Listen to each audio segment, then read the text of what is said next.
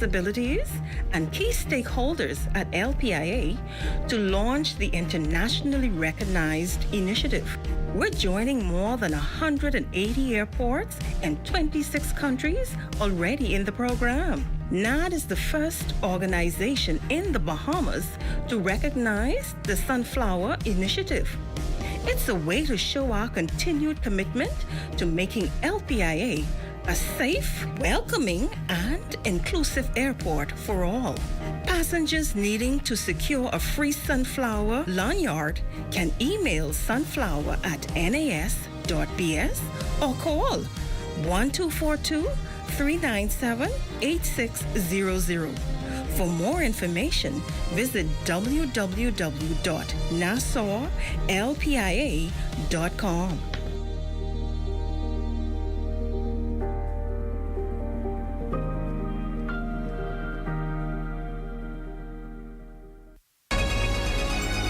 Your number one team in the North.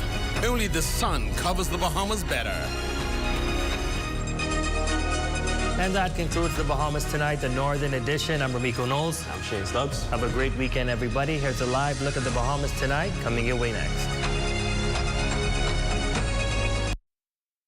ZNS News is brought to you by the new BTC. Fiber is here. Faster, stronger, more reliable. Together, we are unstoppable. Switch today. On this Friday night, Prime Minister Davis returning to his home island for a progress report of the airport at New Bight. Our Ricardo Lightborn on the ground for us in Cat Island tonight. A full report is on the way. The financial secretary weighing in on those new anchorage fees. Despite an outcry, Wilson is insisting tonight that there is no need for boaters to fear. Hear his remarks to Rotary Luncheon this afternoon coming up here tonight. And 24 years after his death, a special honor is paid to the late Reverend Dr. John, how the late clergyman and a man hailed for his devotion to his family and congregation is being remembered. It's your last look at the day's top stories. The Bahamas Tonight at 11 starts now.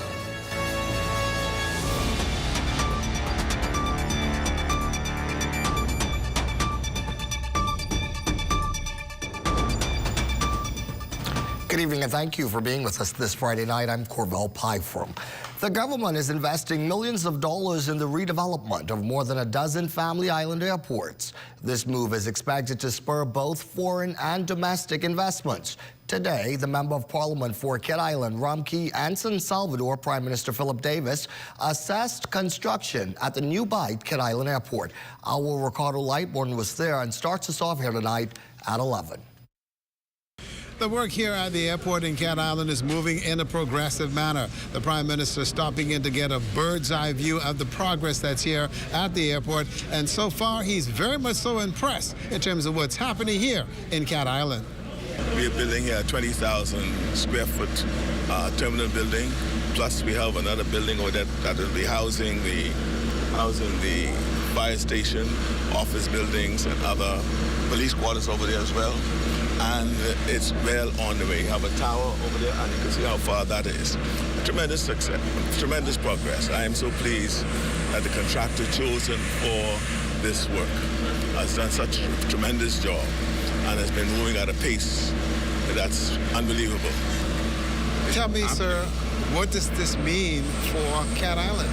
Well, first of all, it is futuristic. What this means for Cat Island, you'll be able to serve its present and future needs. What I see for Cat Island, the potential that we have here in this island, with growth, as you would hear today, and as you see, many persons are returning home.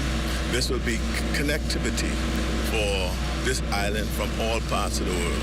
We've already have interest, and perhaps with international flights flying in, I think the first might be as early as September of this year. And so with that growth, we need to build for the growth. This is for the future generations of of Cat Islanders. You have a number of projects on your drawing board as far as the Family Islands and other airports and harbors.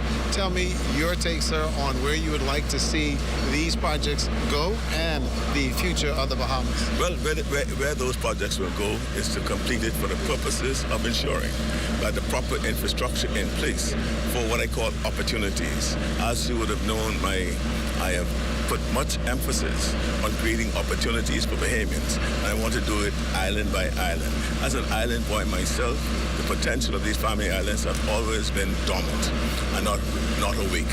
These infrastructure will wake up the potential of all these islands, and we are doing it island by island. The airport here in Cat Island is on time for completion, and the Prime Minister is very happy on what's happening here. He's also very happy with what's happening in the Family Islands, and for the most part, he's very happy in terms of the Bahamas and its development. For the Bahamas Tonight, I'm Ricardo Lightbourne. Coverage reporting from our Ricardo Lightbourne in Cat Island tonight. A lot of controversy has followed the government's decision to impose anchorage and fishing fees, with some arguing that the new charges would scare boaters away. In fact, some marina operators have already reported cancellations extending into the 2026 winter season. But Financial Secretary Simon Wilson is holding firm to the argument that the country's resources must be protected. We see over 10,000 boaters a year, unique boaters. Not repeat visitors, unique boaters. Over 10,000. And a great fraction of those boaters pay nothing. They don't stop at customs, they pay nothing. They go into the sea, they throw garbage out, they do whatever they want to do, they pay nothing. You know, they fish, and some of them harvest seafood for resale in the USA. That's a serious challenge. So our focus is trying to ensure that we protect the marine environment and our overall environment, because that underpins our fiscal success. Wilson, who was addressing members of the Rotary Club of West Nassau, says despite the perceived doom and gloom, the numbers say otherwise. When you go into the Exumas and you go into the Abacos, and some marinas charging $8 a foot, and the boaters here understand what that means, you know, and you have yachts of 100, 150 feet who traverse the country. You know, marinas here are doing very well. And these fees, $1,000 anchorage fee, the cruising permit fees, if you have a boat, you know, these fees are, I don't want to use the word nominal, they're not nominal to me, but somebody who has a 150 foot or 200 foot or 300 foot yacht and a 150 foot tender, you know, these fees are nominal. But they will be put to good use. On to some other news here at 11 today, marking the official start of the lucrative crawfish season. And fishermen are hoping to only build on last year's success and pull in a huge haul. And it seems they have the full backing of Marine Resources Minister Jomo Campbell, who says he's committed to empowering fishers, expanding access to resources and markets, and ensuring the industry continues to supply the country for many years to come. As the season begins, I urge all fishers to comply with the legal tail size requirement for spiny lobster, a minimum of 5.5 inches. Conservation starts with each of us, and by respecting these regulations, we protect our livelihoods and our marine ecosystems. Additionally, I encourage fishers using compressors to be extremely cautious. Long hours underwater can be dangerous. Please prioritize your safety and that of your crew. No catch is worth your life. 12 Asian nationals, 8 men and 4 women, are locked up tonight should they fail to pay up. This after appearing before senior magistrate Shaka Seville and pleading guilty to charges of overstaying and illegal landing. The group fined a total of over $10,000. Failure to cough up that money could lead to time served. The Haitian migrants will be handed over to the Department of Immigration for deportation upon payment of fines or completion of sentences. Tonight, an all-points bulletin issued by police for this man. He's wanted for stealing by reason of service. A brown complexion and slim build were the only characteristics provided by the authorities. If you can help police locate this man, call the Criminal Investigation Department. The number there is 502-9991 or 911-919 or your nearest police station. Health Minister Dr. Michael Darville laments that vaping is becoming an alarmingly serious health problem among today's adolescents and teenagers. It seems like the in thing to do, the minister has observed, but he insists the aftermath is not worth the momentary pleasure. When users press the button and inhale, harmful chemicals emanate at a higher temperature than the ordinary cigarette smoke, causing major damage. The scientific proof with vaping is that even though you're not breathing in the harmful bacteria, we're noting something that's happening to the lung called the popcorn effect. We have individuals in the country now, 1 or 2 that I know about specifically, who need lung transplants as a direct result of vaping. Vaping is a horrible habit. Horrible habit. Pretty much on the same or worse than actually smoking tobacco products. There is much more news to stay up for this Friday night. When we come back, tourism strengthens a long-time partnership. You're watching the Bahamas tonight at 11. I hope you'll stay with us. It has the looks, the style, the performance. Your new car is everything you always dreamed of. Now it's here. Commonwealth Bank was happy to help put you behind the wheel with a new car loan at a competitive rate and fast, friendly approval. It's a service that just comes naturally to us, just like how love of tradition comes naturally to you. Commonwealth Bank, leader in personal banking services. This portion of the news is brought to you by Bahamas Striping Group of Companies, where safety is first. As we continue here this Friday night, and the Member of Parliament for Foxhill hoping to keep tradition alive with Junkanoo taking its usual place in this year's Emancipation Day celebrations. Despite the recent controversies dominating the Junkanoo community, Foxhill Festival Chairman Warren Davis anticipates a large Junkanoo turnout at midnight this August Monday. From way back then, we celebrated Emancipation Day through slavery. So now we are free. So we're going to continue to vibe, to keep it alive in Foxhill, to continue for our generation to come. We don't want to just cut it. You know, I don't know if people really understand and the mindset as a young age, what it really means, Emancipation Day rush hour. So we encourage each Bahamian to come and celebrate their culture in Foxhill.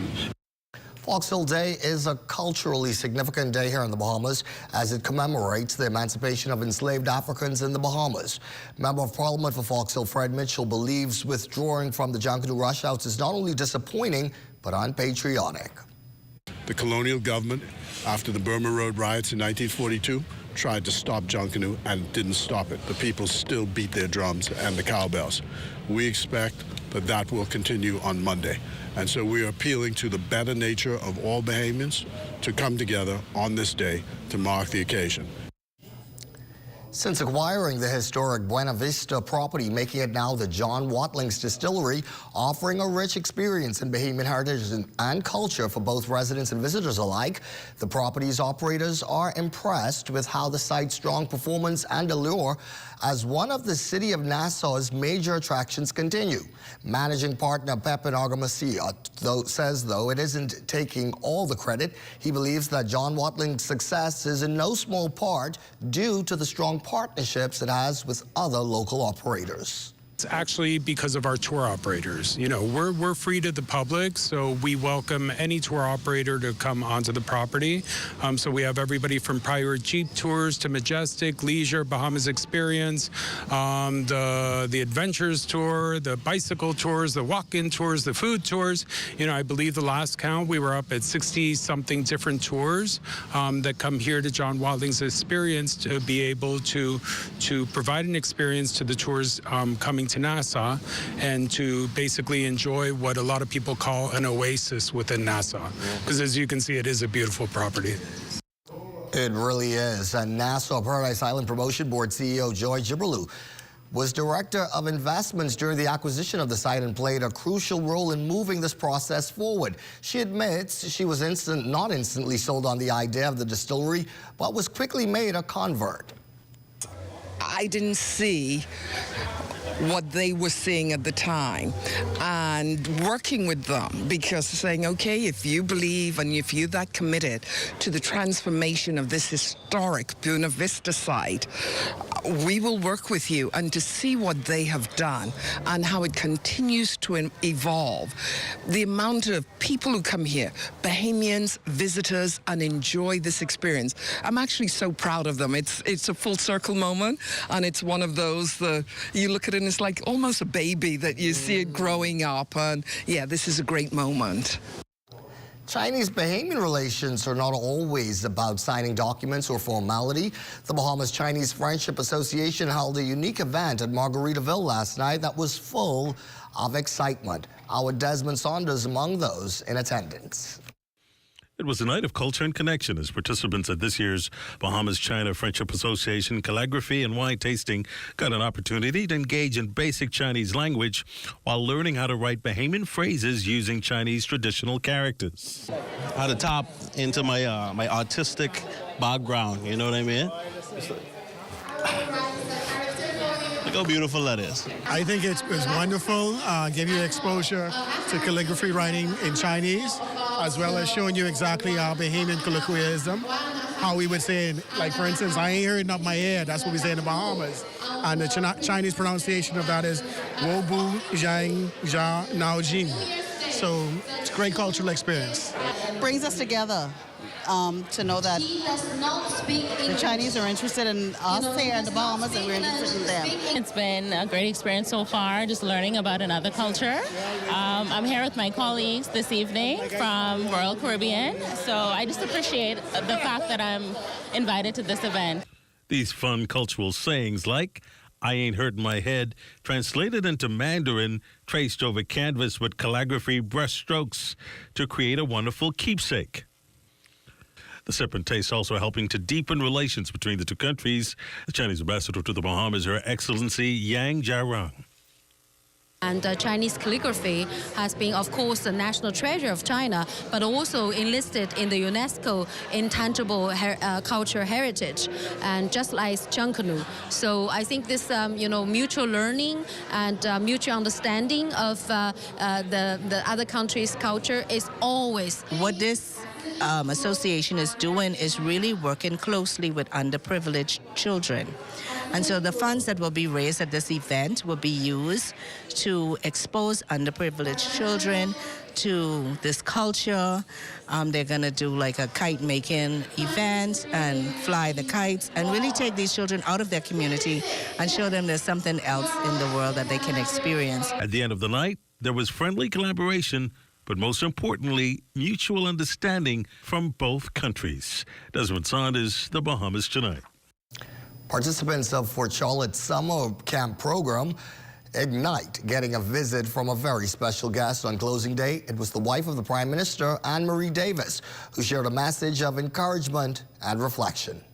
I feel some mixed emotions today because I'm bidding him farewell. He was one of my favorites. Whenever he stood up in Parliament to speak, I raised the TV volume very high so I could listen to him. He has made many strides. He's an icon, something for us to look up to all the time. And he has looked after your camp for the last 25 years. This is another generation of campers that he is looking after. And at the corner of purpose and praise, New Bethlehem Baptist Church honored a remarkable chapter and etched the name of a beloved leader into the very road that carried his footsteps for many years. Amaya Moss picks up our story from here. The voices of the faithful rose in unity this week as New Bethlehem Baptist Church celebrated 76 years of ministry, mission, and unshakable faith. But amid the hymns and hallelujahs, it was the name of one man, the late Dr. Reverend John E. Clare, that echoed the deepest reverence. In a moving tribute to a life of service, the corner outside the church now bears a new name, John E. Clare Avenue, a permanent reminder of the pastor, leader, and father figure who shepherded the congregation through decades of change with compassion, courage, and conviction. Among those present, the late honoree's daughter, Minister Sharon Clare, who thanked the church and the wider community for honoring her father's legacy, saying the street sign was more than just a marker, but a message. My father was a humble servant of the Most High God. He loved people and he always wanted to help people. He has been the pastor of this church for 24 years. My father never lost the common touch. He was a humble man of God. He loved people. His motto was, if I can help somebody as I pass along, if I can cheer somebody with a word or a song, he said, then my living will not be in vain. The church's chairman, Deacon Johnson, spoke with deep emotion, reflecting on both the milestone anniversary and the legacy of a man whose name now graces the street outside. Well, Mr. Clare, when we would have searched the history of the New Bethlehem Baptist Church, he was the person responsible for moving us from Wolf Road to our present location. Well, it's critical. It's critical because it gives us a sense of awareness as to where we would have really come from and who was those giants that we now stand on their shoulders and what we are supposed to be referencing to. Because he would have planted some seeds and some nuggets in our lives, not just as individuals, but as a ministry to get us to where we are today. The milestone was 76 years in the making, but the moment belonged to the late pastor John E. Clare, whose name is now permanently standing tall at the corner of faith and legacy. Reporting for the Bahamas tonight, I'm Amaya Moss. What a fitting tribute. Thank you, Amaya. The Bahamas tonight at 11 turns to sports. Next, Amajal Knowles here with a preview. And coming up in sports, the Bahamas Basketball Federation names the 20-player pool that will represent the Bahamas at the FIBA AmeriCup tournament. Shop early to get your uniforms and catch Janae's Uniform Center's buy 4 get 1 free sale. Pre-monogrammed and regular school shirts, dry fit and cotton polos, jumpers, skirts, boys long and short pants, PE shorts, underclothes, tights, socks, neckties, belts, sleeping mats, gear accessories, and character work desk. Get 50% off backpacks, lunch bags, and raincoats. Buy 4 school shirts, get 1 free. Buy 2 skirts, jumpers, or pants, get the third 50% off. Need embroidery and monogramming done? Visit Janae's Uniform Center early. Beat the back-to-school rush. Janae's Chesapeake Road back-to-school special. Restrictions apply.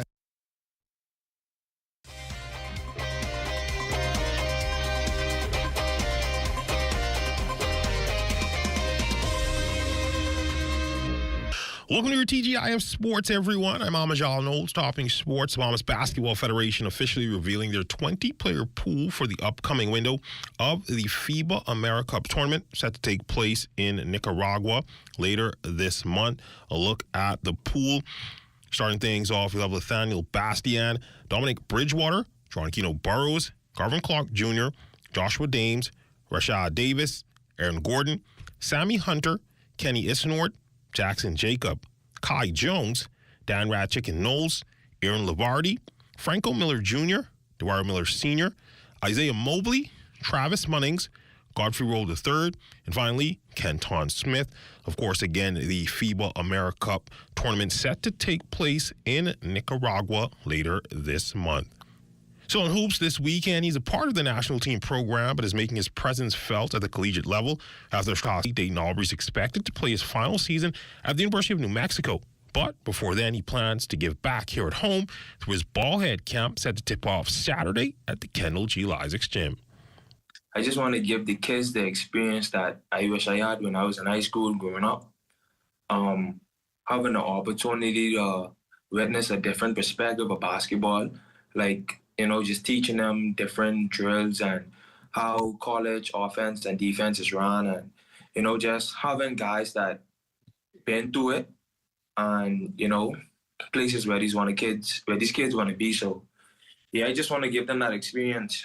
It just starts out with being a good person, just being genuine, and obviously me being blessed to play at all these places on scholarship, getting to meet these people and, build these relationships for things like this. So, yeah, I have good relationships with all the people I have coming over to help me do camp. Guys who played Division I, was in the NBA Summer League, coached in America. So it's going to be a good experience for the kids. And the track and field news currently underway at the old Thomas A. Robinson Stadium, the B3A Senior Nationals, where a number of our top athletes are competing. Among them, Devin Charlton, who's expecting some big things this weekend. Yeah, just putting some pieces together, trying to chase good race execution going into this final phase of the season, making sure that, everything is where it's supposed to be, and things are flowing, body's feeling good. But, again, always want to come out, do my best. If I could get a national record in front of the home crowd, that would be, perfect. But really, the main goal is just to execute a good race and take the win. And that's been your TGI of Sports, everyone. I'm Amajal Knowles. Enjoy your weekend.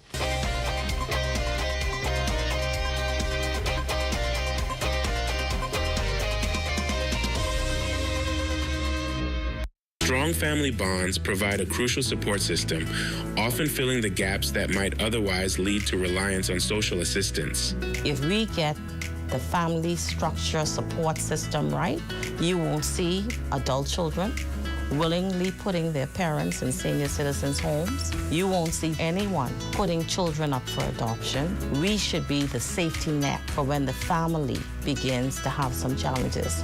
Addressing the root causes of dependency is essential, as our goal is to shift the focus from merely providing aid to fostering self-reliance.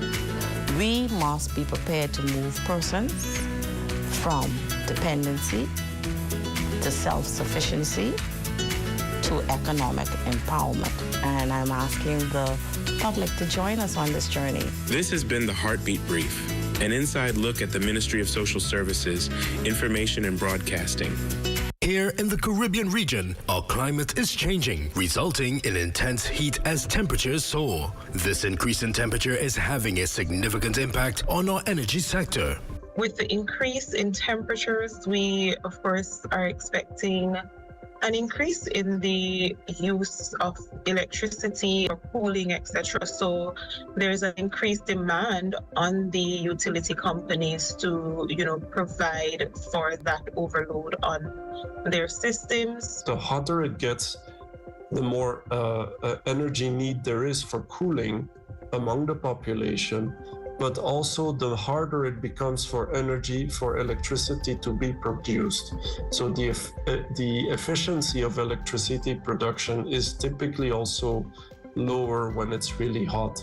But there are ways we can help. Simple actions can make a big difference. There are certain measures that we can take to make sure that we mitigate some of the possible impacts, such as using LED bulbs. It's up to all of us to take proactive steps. Stay informed and prepared. Together, we can weather this storm. For more information and updates, follow CIMH on X, Facebook, and Instagram.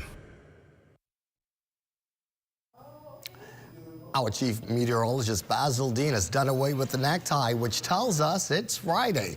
And it's the start of a long holiday weekend, Basil, so I hope you have some good news for us tonight.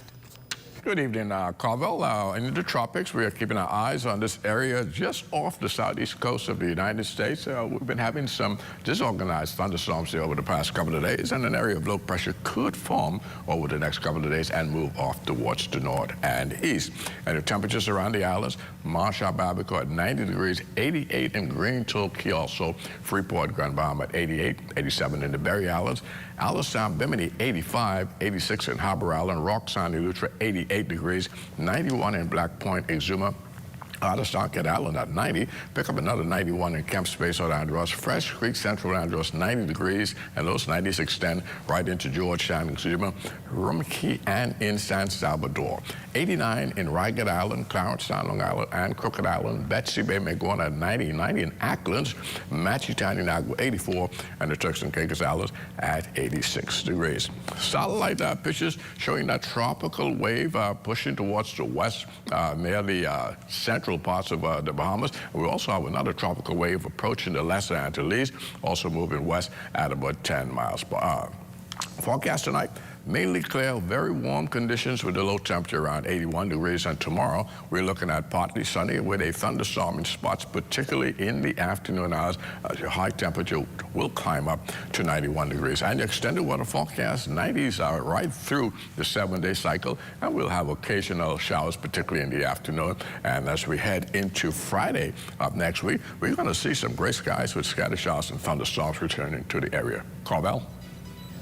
Sounds like a good holiday weekend ahead. That is our broadcast this Friday, this week. I'm Corval Byfrom, and for all of us, take care, be well, and we'll see you very soon. Good night, everyone.